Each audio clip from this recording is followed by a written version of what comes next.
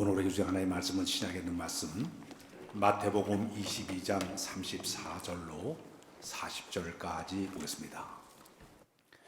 마태복음 22장 34절로 40절에 있는 말씀, 예수께서 사두개인들로 대답할 수 없게 하셨다 함을 바리새인들이 듣고 모였는데, 그 중에 한 율법사가 예수를 시험하여 묻되, 선생님, 율법 중에서 어느 계명이 크니까? 예수께서 있을 때 내 마음을 다하고 목숨을 다하고 뜻을 다하여 주 너의 하나님을 사랑하라 하셨으니 이것이 크고 첫째 되는 계명이요, 둘째도 그와 같으니 내 이웃을 내 자신과 같이 사랑하라 하셨으니 이 두 계명이 온 율법과 선지자의 강령이니라. 아멘.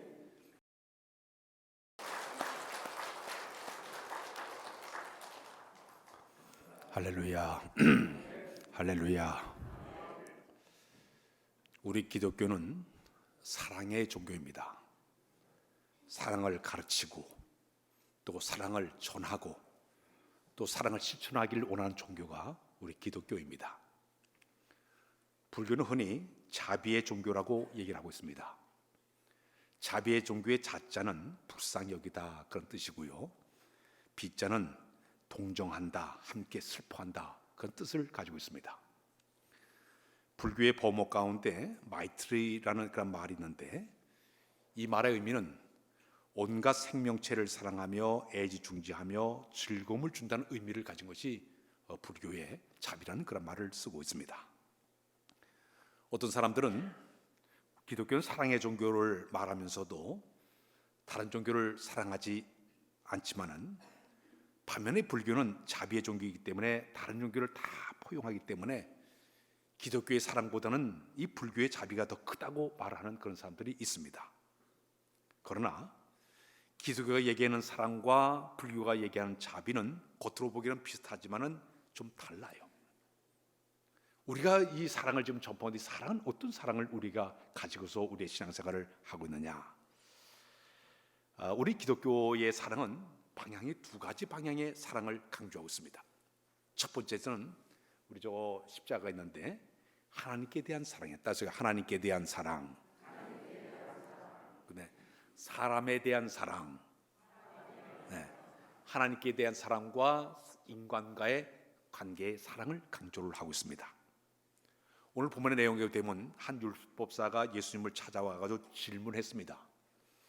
성경 가운데 계명 가운데 어느 계명이 큰 이런 계명입니까? 하고 질문했습니다. 그때 우리 예수님께서 그 율법사에게 이런 말씀을 들려줬습니다. 율법 신명기 6장 5절에 보게 되면 우리 한번 띄워줄까요? 시작. 너는 마음을 다하고 뜻을 다하고 힘을 다하여 네 하나님 여호와를 사랑하라. 이 계명에 의지해서 네가 내 마음을 다하고 목숨을 다하고 힘을 다하여 하나님을 사랑하는 것이 첫째 계명이다. 두 번째 계명인데, 성경 말씀에 레위기 19장 18절 말씀에 그런 말씀을 시작. 원수를 갚지 말며 동포를 원망하지 말며 내 이웃 사랑하기를 내 자신과 같이 사랑하라. 나는 여호와이니라.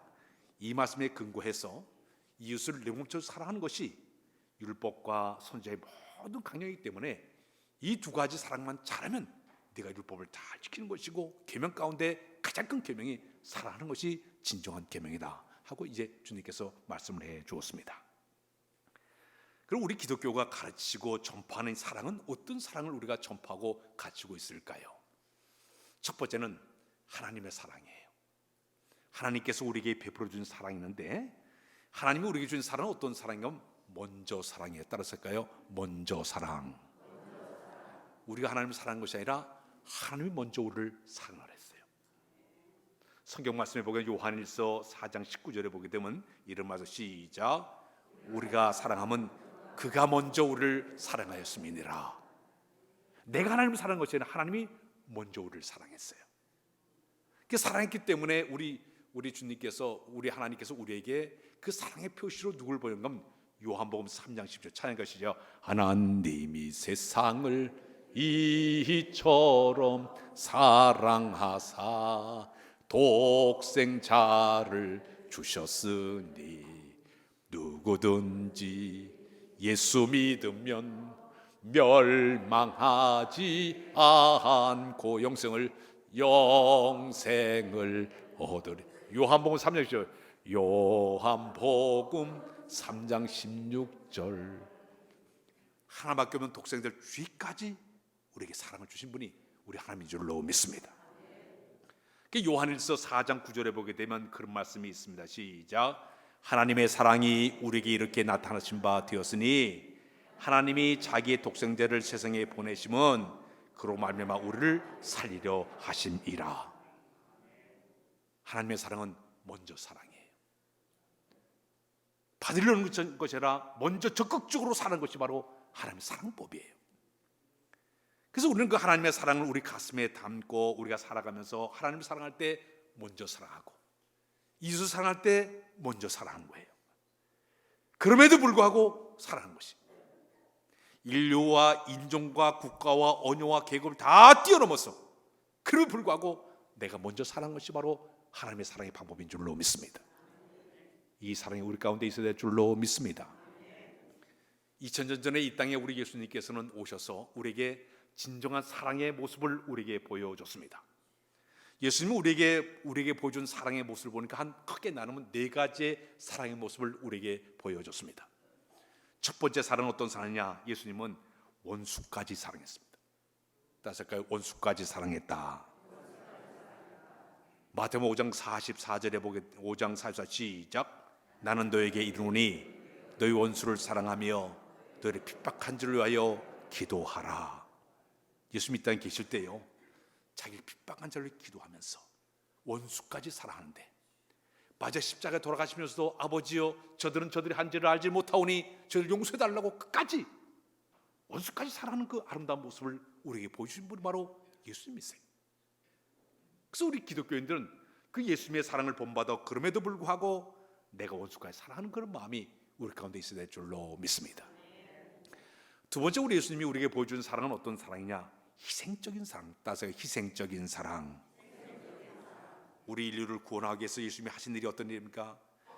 우리 인류를 구원하기 위해서 아낌없이 모든 걸 다 내어줬습니다. 아낌없이 온몸을 다 찢기시고 채찍에 맞으시고 가시관을 쓰시고 피화물을 다 쏟기까지 끊임없이 모든 걸 다 내어주신 이 희생적인 사랑이 주님이 우리에게 보여준 사랑이에요. 내가 하나님을 사랑하고 이웃을 사랑할 때 그런 마음이 내 마음에 있게 되면요, 나도 끊임없이 희생을 각오하고 끊임없이 사랑해서 그런 마음이 우리 가운데 있어야 될 줄로 믿습니다. 세 번째, 우리 예수님이 우리에게 보여준 사랑의 모습은 용서의 사랑이었습니다. 따라서 용서의 사랑. 베드로가 예수님께 와 질문했습니다. 형제가 죄를 범한 몇 번 정도 용서해 줄까요? 한 7번쯤 용서해 줄까요? 하고 질문했습니다. 그때 우리 예수님이 하시는 말씀이 7번씩 70번이라도 용서해 주라. 490번만 용서하는 얘기가 아니라 끊임없이 다 무한대로 용서해 주라고 얘기를 했습니다. 우리 한국 사람들의 정서 속에는요, 3-4번 지나면 용서 안 해줘요. 3번 얘기했는데 말하는 국물도 없어. 이게 우리 한국 사람들의 모습이에요. 그러나 우리 주님은 그러지 않습니다. 끊임없이 무한 사랑을 우리에게 베풀어 줬습니다. 그럼에도 불구하고 다 모든 것을 다 아낌없이 우리에게 다 쏟아부으면서 끝까지 용서해 줬던 분이 우리 주님이세요. 우리가 진실로 사랑의 마음을 가지고 주님 사랑이 우리 마음에 있다면 용서할 수 있는 마음이 우리 가운데 있어야 될 줄로 믿습니다. 마저 우리 예수님께서 우리에게 보여준 사랑은 나눠주는 사랑이에요. 따라서 나눠주는 사랑. 아낌없이 모든 걸 다 베푸는 거예요. 아낌없이 다 나눠주는 거예요. 예수를 위해서 나눠주는 거예요. 우리 형제 소외되고 가난하고 어려운 당한 사람에게 아낌없이 다 쏟아주고 다 나눠주는 것이 바로 주님이 우리에게 보여준 사랑의 모습이었습니다. 우리 예수님께 하신 말씀이 마태복음 25장 40절에 보게 되면 이런 얘기를 하고 시작. 너희가 여기 내 형제 중에 지극히 작은 자 하나에게 한 것이 곧 내게 한 것이라 하시고.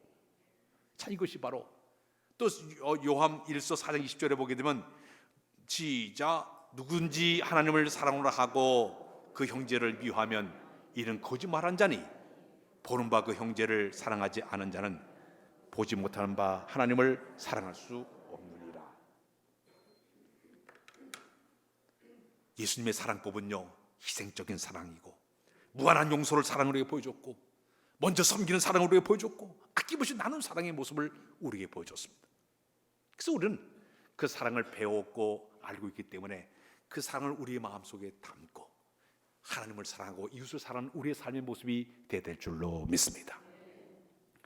로마의 박해 시대 때 도미티안 황제가 세상을 떠났습니다. AD 96년에 그가 세상을 떠나는데요, 사도 요한이 바모섬에 유배 끌려갔다가 다시 풀려나가지고 에베소 지역에 돌아와서 목회를 하게 되었습니다. 이런 전승에 의하게 되면 이 사도 요한은 설교를 할 때 사람들이 모셔다가 설교해 주십시오. 그러면 다 무슨 설교하면 소자들아 서로 사랑하라 그랬습니다. 그리고 설교 끝 그런 거예요. 다음 주날 또 이제 제자들이 와가지고 그 백발의 노고 사도 요한을 이제 모셔가지고 의자에 이렇게 앉아서 설교를 해달라 그러면 소자들아 서로 사랑하라 그랬어요. 그래서 그는 이 제자들이 선생님 오늘도 우리에게 새로운 말씀을 주십시오.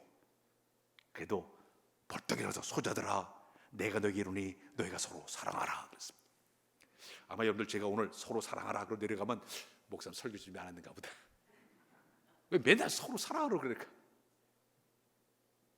근데 사도 요한은 요한복음과 요한 1, 2, 3서를 보게 되면 사랑하라 사랑하라 사랑 하나님께 속한 것이니 너희가 서로 사랑하는 것이 마땅하다. 끊임없이 사랑을 외친 분이 바로 사도 요한이었습니다.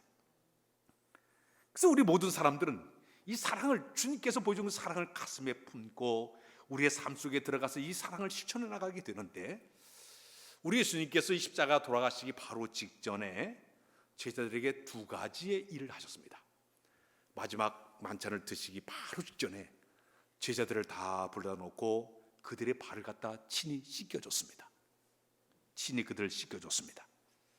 그때 마침 만찬을 드시면서 떡을 가지고 축사하시면서 이것은 내가 너를 찢긴 나의 몸이니 이것을 먹을 때마다 나를 기념하라 하고 떡을 떼줬습니다. 또 포도즙을 나누면서 내가 이 너를 흘린 이 피 이것을 마시면 나를 기념하라 하고 나눠줬습니다. 자기의 살과 피를 다 쏟아놓기까지 이 사랑의 모습을 딱 증거로 하시더니 요한복음 13장 34절에 보게 되니까 내가 너에게 새 계명을 주니 너희가 서로 사랑하라. 내가 너를 사랑한 것처럼 너희도 서로 사랑하라. 사랑법이 뭐냐면 먼저 너희가 섬기라는 얘기예요. 찢긴 몸을 가지고 다 줬듯이 흐르는 모든 피를 다 쏟아붓는 것처럼 너희 생적인 사랑을 가지고 이 계명대로 너희가 서로 사랑하라고 주님께서 말씀을 우리에게 보여주었습니다. 이 아침에 주의 사랑이 우리 가운데 풍성해져야 될 줄로 믿습니다. 자, 그렇다면 어떻게 우리가 사랑을 하면서 살아가야 될까요? 10계명을 보게 되면요 1계명에서부터 10계명까지 있습니다. 그런데 이 10계명을 보면 1계명에서부터 4계명까지는 우리 인간들이 하나님을 어떻게 사랑하고 섬기느냐에 대해서 얘기하고 있습니다. 그래서 1계명은 너는 나 외에 다른 신을 내게 두지 말아라. 두 번째는 너의 우상을 만들지 말고 거기에 절대 절하지 말아라. 세 번째는 여호와 이름을 망령되이 일컫지 말아라. 너는 안식을 기억하여 그날을 거룩하게 지켜라. 이 네 가지 계명을 잘 지킨 것이 최고의 점수이 하나님 갖다 섬기는, 하나님을 사랑하는 방법이기 때문에 이런 모습을 가지고 네가 하나님을 사랑하라 계명을 얘기했어요. 그런데 이 네 가지 계명을 지키면서 하나님 사랑법을 가르치기를 이렇게 얘기했습니다. 하나님을 섬기는 모험이, 자 우리 한번 띄워주세요. 마음을 다하고, 시작. 마음을 다하고 목숨을 다하고 뜻을 다하여 하나님을 사랑하라 그랬습니다.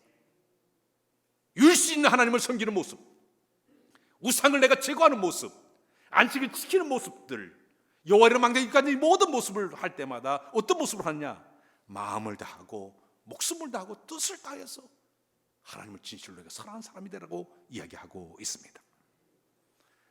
우리나라 형대 그룹에 이제 세상을 떠났지만 고 정주영 회장이 자기의 성공 비결을 그렇게 얘기했습니다. 자기는 모든 일을 할 때 마음과 뜻을 다하고 목숨을 걸고 일을 했다고 그런 얘기를 했습니다. 이 세상에서 가장 무서운 사람이 어떤 사람이냐?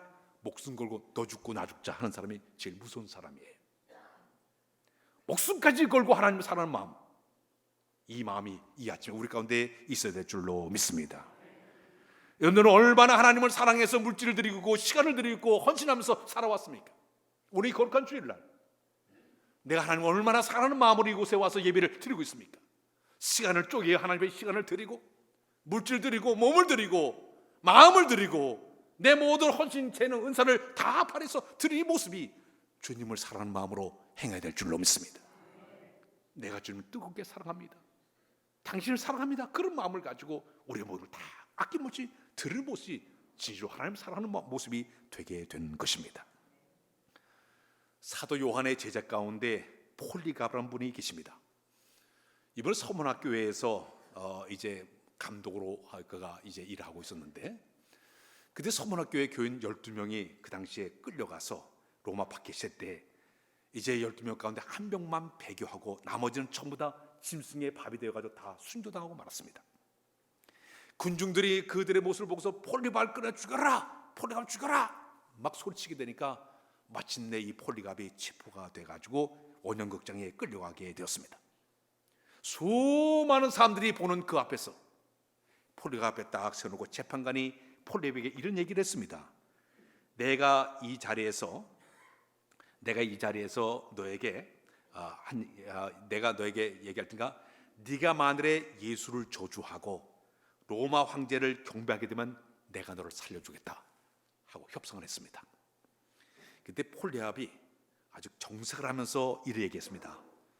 나는 내가 80년 동안 예수를 내가 섬겨왔는데 예수님은 한 번도 나에게 손을 끼친 적이 없으신데 오히려 나에게 은혜를 많이 주셨는데 은혜 받은 내가 어찌 주를 저주할 수가 있습니까? 나는 못합니다. 그들이 탁 재판관을 쳐다보면서 당신도 그 예수를 믿으십시오 소리쳤습니다. 결국 이 폴리갑은 명령 불복종 때문에 사람들이 폴리갑 옷을 다 벗기고 그 다음에 그를 화형시키기 위해서 끌고 가자 그는 자기 혼자 스스로 장작도에 가서 딱 앉았습니다. 큰 기둥에 그를 몸을 꽉 묶고 밑에서 불을 확 태워가지고 그를 화형시키게 되었습니다. 그는 불 속에서도 그는 기도, 하나님 저를 순교자의 반열에 서게 해준 것을 너무나 감사합니다. 나로 하여금 예수 그리스도의 구원에 참여할 수 있도록 나를 인도해 줬으니 너무너무 감사합니다. 오히려 하나님을 찬양하게 됐습니다. 불을 확 붙였습니다. 놀라운 일은 불이 그 몸을 태워댔는데 쭉 갈라지는 거예요. 오히려 그 불이 몸을 보호하는 것처럼 그런 상황이 됐습니다. 놀란 병사가 창으로 그의 몸을 찌르게 되니까 그 몸에 피가 쭉 흘러가지고 거기에 있는 모든 불을 다 꺼버리는 기적의 역사가 나타나게 됐습니다. 그는 순교를 당했지만 많은 사람들에게 하나님의 사랑과 참된 모습을 보이고 돌아온 사람이 바로 이 폴리갑이라는 사도의 모습이었습니다. 기독교의 박해자들에 내려오는 여러 가지 이야기 가운데 어떤 순교자의 쓴 글 가운데 이런 글을 본 기억이 생각납니다. 나를 저주하십시오. 당신 나를 저주하면 할수록 나는 더욱더 당신을 사랑할 것입니다. 나에게 침을 뱉어보십시오. 그럼 나는 당신에게 사랑의 숨결을 뿜어낼 것입니다. 나를 때려보십시오. 구태해보십시오. 나는 신음소리로 사랑을 고백할 것입니다. 나를 창으로 찔러보십시오.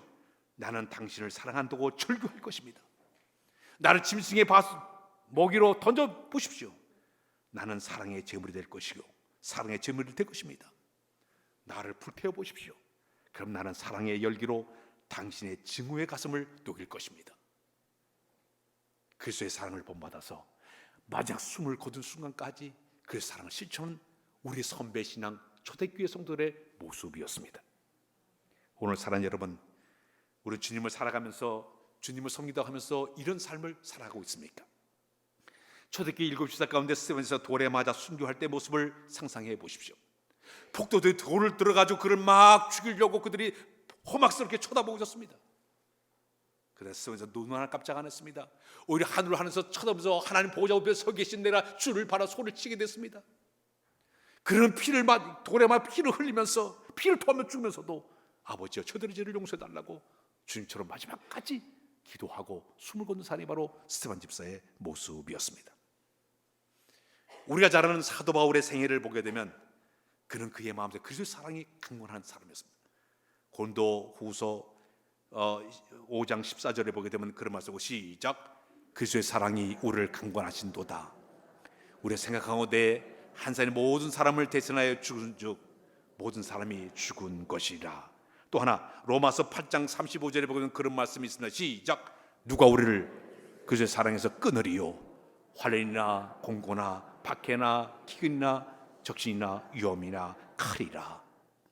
그는 하나님의 사랑을 체험하고 나니까 그 사랑이 강건한 마음을 가지고 그는 당당하게 그는 어떤 상황에서 굽히지 않냐고, 매를 맞아도 태창에 맞아도 옥에 갇혀도 돌에 맞아도 전혀 그걸 배반하지 않았어요. 끝까지 목숨 걸고 주의 복음을 증거한 사람이 바로 사도 바울의 생애였습니다. 사랑하는 여러분, 이 아침에 우리의 가슴 속에 하나님의 사랑이 부어지게 되면요, 내가 예배 드릴 때도 진정한 예배자로 하나님께 예배 드리게 될 줄로 믿습니다. 찬양 하나하나 부를 때도 정말 마음을 다하여 하나님을 찬양하고, 한마디 한마디 기도하는 것도 최선을 다하여 주 앞에 내가 기도를 드리고, 말씀을 드려도 정말 사모하는 마음으로, 은혜의 마음으로 우리의 말씀을 우리가 듣게 되어지고, 내가 교회 구석구석 봉사할 때마다 그 사랑에 감격된 마음으로 내가 주님 앞에 헌신하고 봉사하고 충성하게 될 때, 이것이 바로 하나님의 사랑의 표현이 될 줄로 믿습니다. 이 마음으로 우리가 하나님의 사랑의 표현을 해야 될 줄로 믿습니다. 사도 바울은 로마서 13장 8절에 보게 되면 그런 말씀을, 우리 로마서 3장 18 시작. 피차 사랑의 빛 외에는 아무든지 아는 빛도 짓지 말라. 남을 사는 자는 율법을 다 이루느니라. 로마서 1장 14절에 보게 되면 또 말씀이 있어요. 시작. 헬라이나 야만이나 지혜자나 어린 자들에게 다 내가 빚진 자라. 아까도 우리 찬양 가운데 빚진 자라는 그 표현이 나오는데, 우리는 사랑의 빚을 지는 자들이. 우리 찬양 하나 부르면서 우리 찬양 하나 해볼게요. 김석균 우리 복음 작사가 본 주님의 빚진 자라는 찬양인데, 우리 찬양 한번 불러봅시다.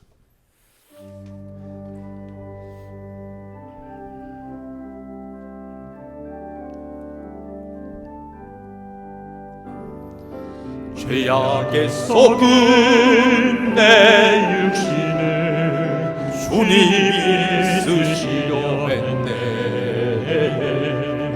죽음의 덫에 걸려있는 몸 주님이 쓰시려 했네.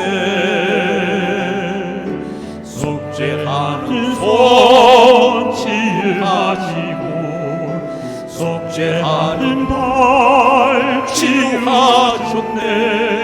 새 생명 얻은 이 몸 다 바쳐 주님께 영광 돌리리. 먹물로 칠한 내 육신을 주님이 이게 하셨네. 십자가 보혈 증거하라고 주님이 살리셨네.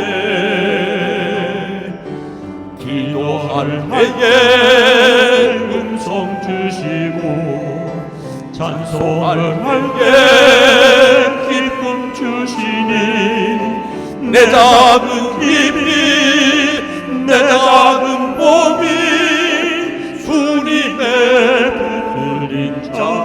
평생 갚아도 빚진 자 되어 평생 갚아도 빚진 자 되어 주님의 빚진 자 되어 주님 가신 길 택하여 건너 눈물만 쏟으시네. 생명 주시니 주님이시라. 능력 주시니 주님이시라. 말씀 전하여 복음 전하여 주님의 빚을 갚으리. 우리는 채무자예요. 하나님은 채권자입니다. 이미 우리는 하나님께로부터 엄청 사랑을 받은 줄로 믿습니다. 그 사랑이 얼마나 크고 그 사랑이 얼마나 놀라운지, 노르웨이의 한 탐험가 난센이라는 분이 있었습니다. 북극 근처를 이렇게 바다를 이제 항해하다가 바다 깊이를 측정하기 위해서 긴 동아줄을 쭉 내려서 해저가 어디 있는가 하고 쭉 내려봤습니다. 내려가도 다 끝이 닿지 않는 거예요. 그 다음 날 다시 이제 끈을 더 준비를 해가지고 긴 줄을 준비해서 또 내렸습니다.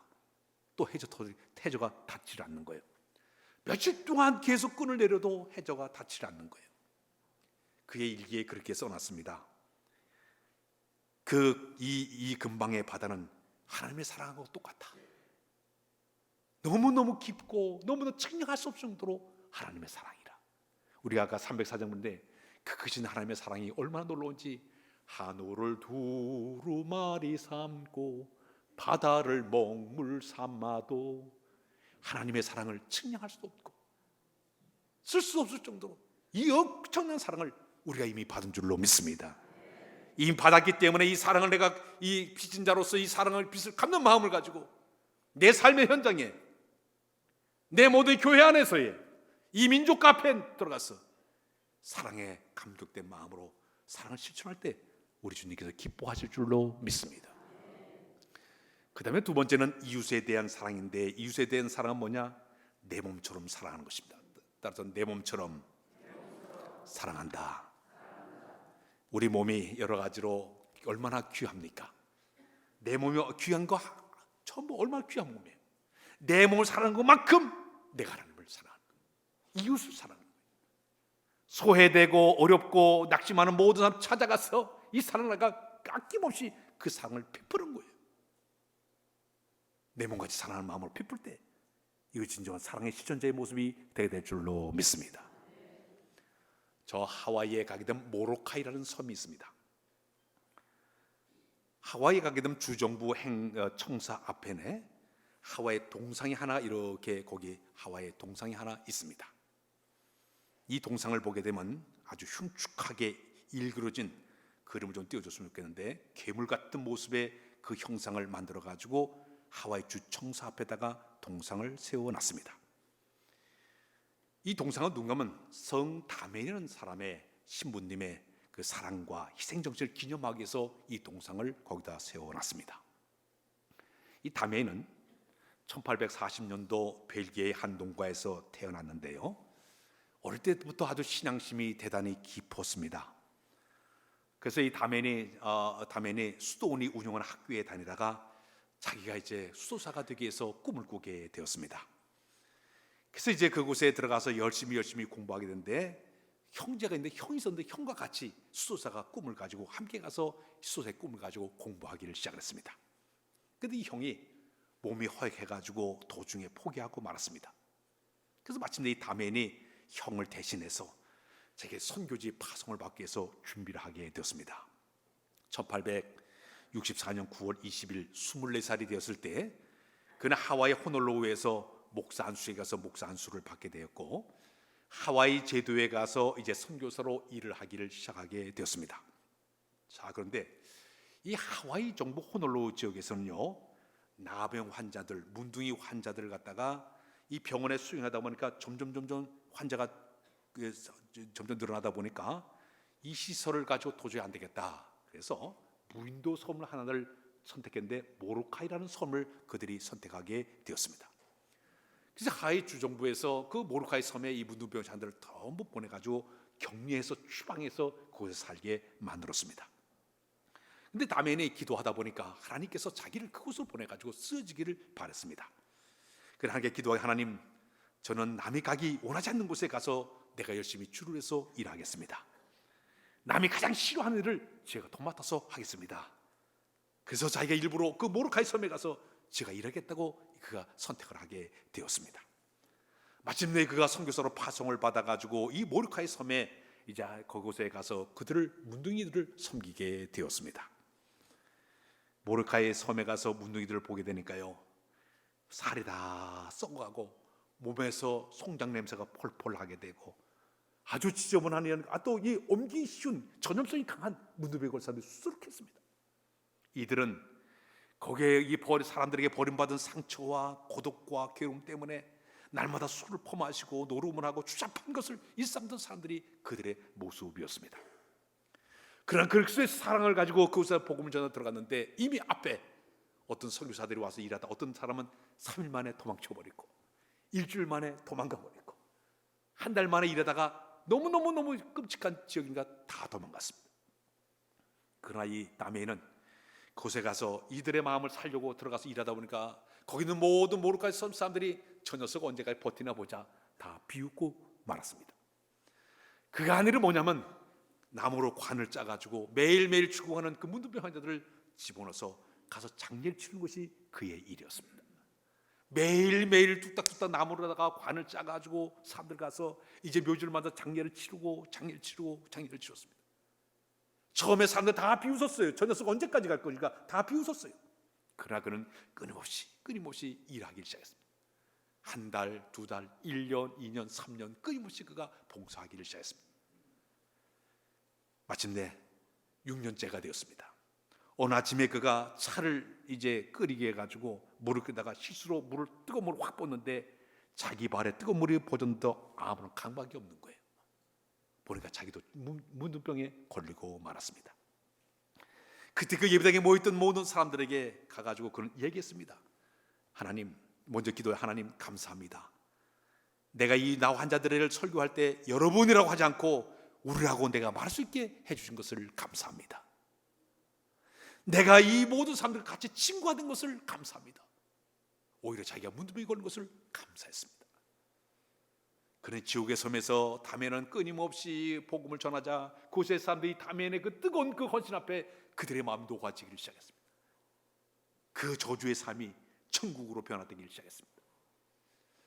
그는 문둥병에 감염된 다음에 5년 동안 열심히 활동하다가 1889년 4월 15일에 49세 나이로 10년 동안 그 모로카이 섬에서 열심히 일하다가 선교사가 다 생일 마친 사람이 바로 이 성다메인의 모습이었습니다. 그는 진정한 하나님의 사랑을 이웃에게 실천한 사람으로 뛰어난 그런 사람이 되게 되었습니다.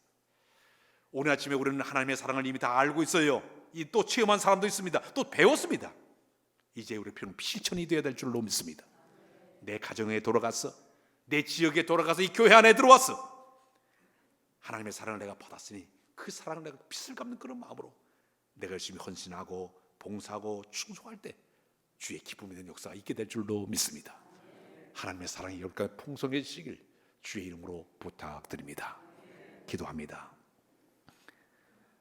하나님의 사랑을 배우도록 인도해 준 것을 감사합니다. 체험케 해준 것을 감사합니다. 사랑의 빚진 자로 세상 속에 들어가서 사랑을 실천하도록 인도하여 주옵소서. 그래서 밝은 빛을 비추지만 우리 모두로 삼아 인도하여 주옵소서. 우리의 삶의 현장에 들어가서 이 교회 안에서 우리의 가정 안에서 이 사랑을 실천하도록 날마다 은혜 도하여 주옵소서. 예수 그리스도의 이름으로 기도하옵나이다. 아멘.